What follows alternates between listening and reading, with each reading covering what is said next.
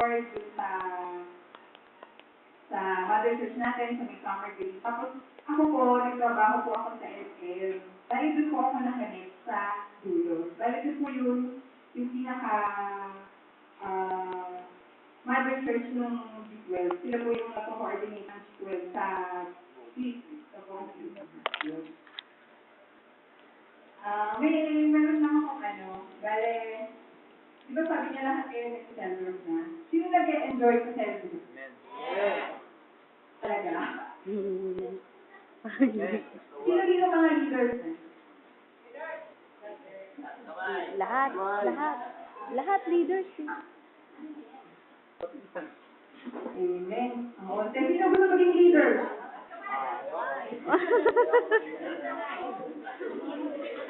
Siyempre lahat tataas ng kamay, di ba? Siyempre lahat kasi sabi sa Deuteronomy 28 verse 13, God will make you, every one of us, a leader, a head, not the tail. So, naniniwala ba kayo doon?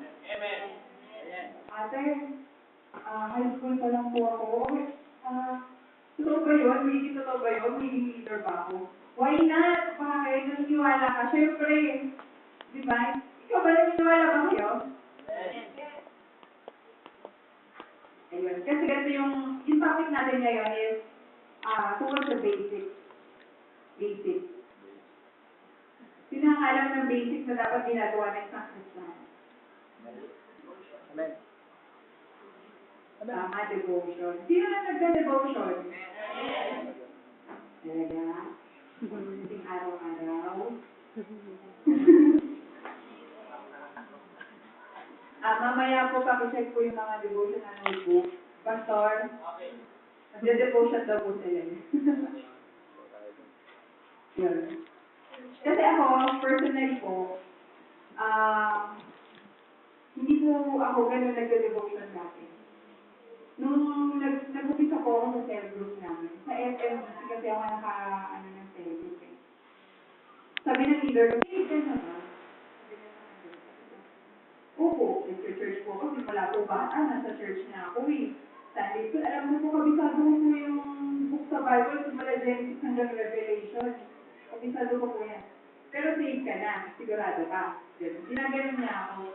Tapos inuulit-ulit na, save ka na ba? Parang, bakit mo ba ako i-survey?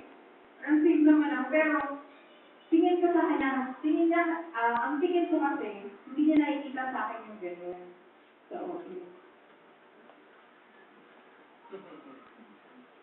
Tingin niyo ba yung life natin is a living testimony? Mga leaders, masaya ko lahat tayo. Hindi ko nakakaano ko. Pero introduction ko pala po, wala po tayo sa topic. Bale, ang pinaka-topic po natin ngayon is yung investment. Mga kabataan, mga nag-aaral pa. Okay lang mag-invest kahit bata pa. So, ang pinaka-topic ko is investment. Sino po dito kasama natin yung family natin?